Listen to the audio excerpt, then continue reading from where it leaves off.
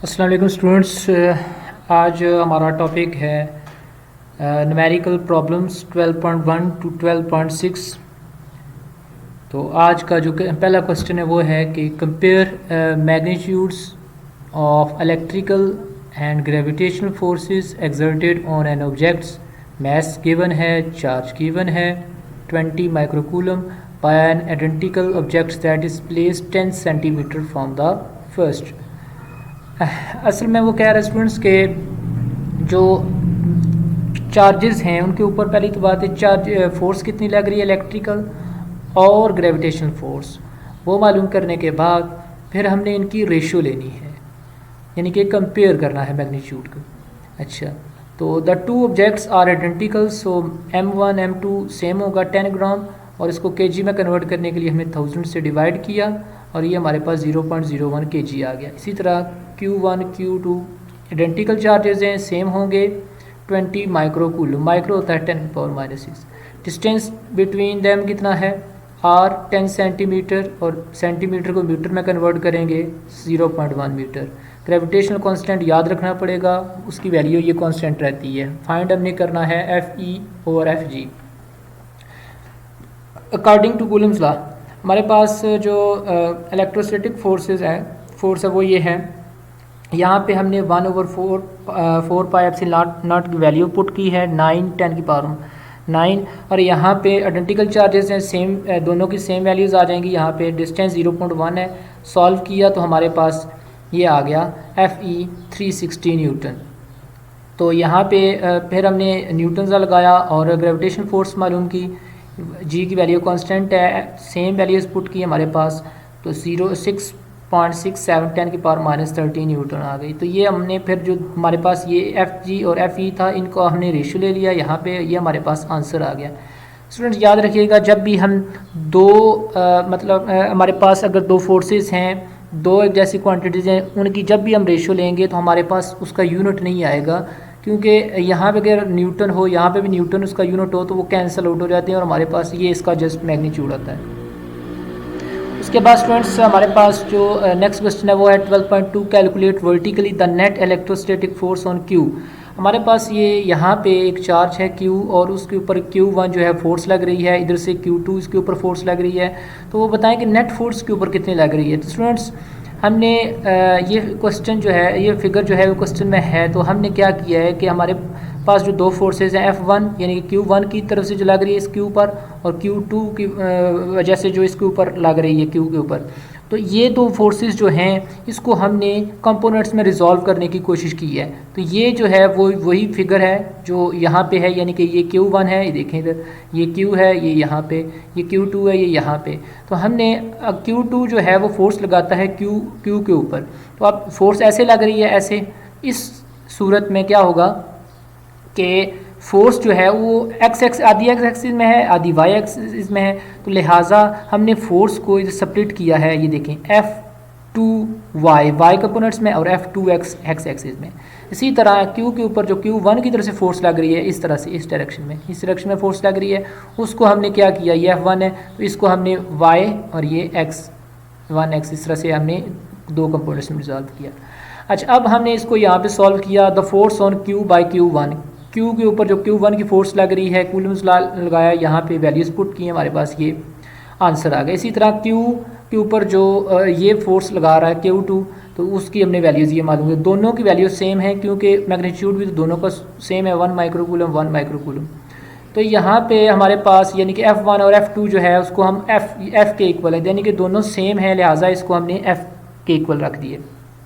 To find the angle find किया है, वो होता है tan थीटा y/x। y हमारे पास ये है स्टूडेंट्स, ये y और ये है x। तो ये y की वैल्यू और ये x की वैल्यू हमने यहाँ पे पुट की, हमारे पास जो एंगल आया वो ये आया। अब F1 has F1x and F1y components हैं, तो F2 जो है वो हमारे पास F2x एंड F2y कंपोनेंट्स होते हैं, यानी कि कोई भी फोर्स है वो यहाँ पे क्या होगा, वो दो कंपोनेंट्स में, x एक्सिस में और y एक्सिस में। अब यहाँ पे देखें, the resultant force acting on x axis के ऊपर कितनी फोर्स लग रही है, वो हमारे पास क्या है, Fx = F1x F2x, ठीक है, x एक्सिस की तरफ जितनी फोर्सेज हैं।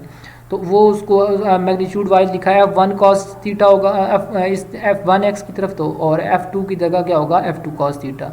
ऐड किया 2F कॉस थीटा आ गया, वैल्यूज पुट की हमारे पास ये आ गया। अब Fy की बारी है, Fy में भी इसी तरह करेंगे तो, लेकिन ये होगा Fy में कि F1y F2y में कि यहाँ पे ये इस तरफ है, ये इस तरफ है, ठीक है, तो ये कैंसिल आउट हो जाएंगी तो ज़ीरो हो जाएगा फाई। मैग्नीट्यूड लेंगे, Fy हमारे पास ज़ीरो था, यहाँ पे ज़ीरो हो गया, F की वैल्यू आ गई ये। अब ये अलॉन्ग एक्स एक्सिस है, एक्स एक्सिस के अलॉन्ग है, सो हमें यूनिट वेक्टर साथ लगाना पड़ेगा I। इसका मतलब है I is a unit vector along x axis. तो यहाँ पे 12.3 है, अ point charge Q is place at the origin, यहाँ पे पड़ा हुआ है, यहाँ पे पड़ा हुआ है। Calculate electric field at a point 2 metre from the origin, 2 metre away है, ठीक है, 2 मीटर अवे से मुराद ये यहाँ से ये इस पॉइंट ओरिजिन से यहाँ तक, ठीक है, यानी कि z एक्सिस के क्या होगा नेगेटिव z एक्सिस की तरफ हमें मालूम करनी है।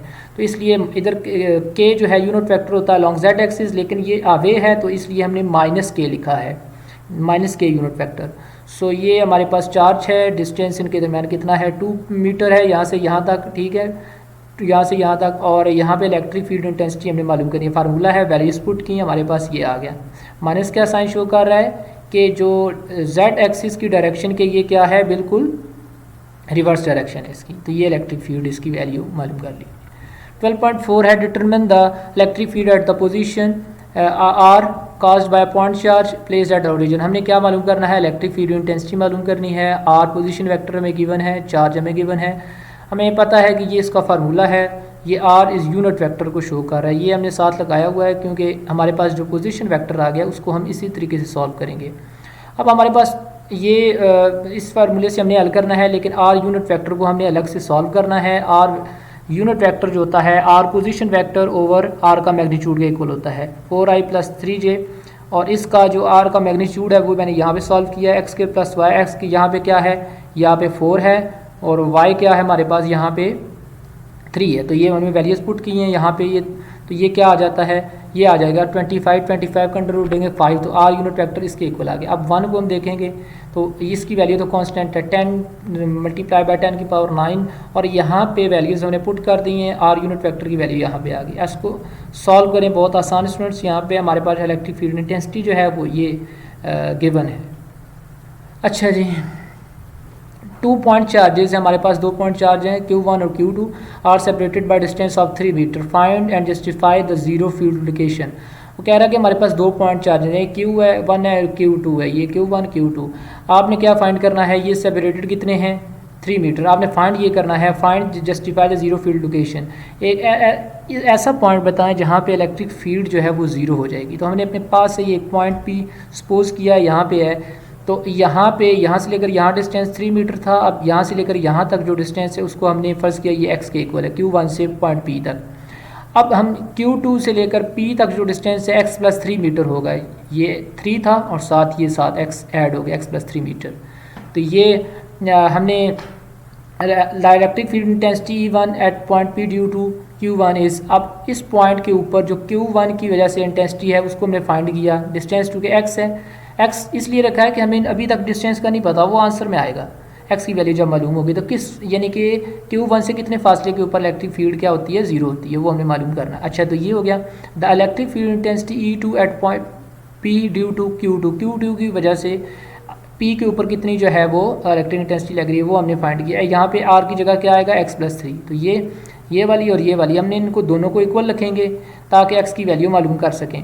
तो यहाँ से ये कैंसिल हो जाएगा, यहाँ से ये कैंसिल हो जाएगा, और यहाँ से 10⁻⁻⁶ इधर से 10 पर, तो हमारे पास ये रह जाएगी।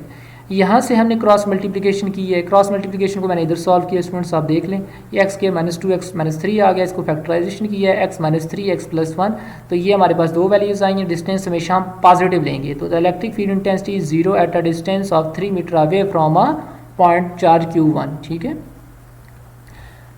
तो यहाँ पे 6 है, लास्ट क्वेश्चन है, find the electric field strength required to hold suspended a particle of mass m, ये 1×10⁻⁻⁶ kilogram and charge 1 microcoulomb between the 2 plates 10 centimetre apart. वो कह रहा है 2 हमारे पास प्लेट्स हैं और इसमें यहाँ पे एक चार्ज है वो सस्पेंडेड है, तो हमने क्या फाइंड करना है, इलेक्ट्रिक फील्ड स्ट्रेंथ यहाँ पे इसकी कितनी लग रही है। ठीक हो गया जी। तो यहाँ the particle is suspended between the plates, वो कोई भी पार्टिकल वो सस्पेंड दो अपना प्लेट्स के दरमियान तभी हो सकता है जब इलेक्ट्रिक फोर्स और जो वेट है डाउनवर्ड वो क्या होगा, सेम होगा, तभी वो क्या होगा, तभी वो सस्पेंड होगा। तो यहाँ पे हमने वैल्यूज़ लिख ली है, एफ ई है Q equal F G M G के इक्वल है, और ई यहाँ पे हमने मालूम करना है, और ये क्यू उसके नीचे डिवाइड हो जाएगा, वैल्यूज़ पुट की हमारे पास ये जो है वो इसका आंसर आ गया। तो आज के यही क्वेश्चन थे स्टूडेंट्स। उम्मीद है आपको हमारी वीडियोस पसंद आई होगी। कोई भी क्वेश्चन है तो आप जो नीचे इसको बयान कर सकते हैं। Thank you very much.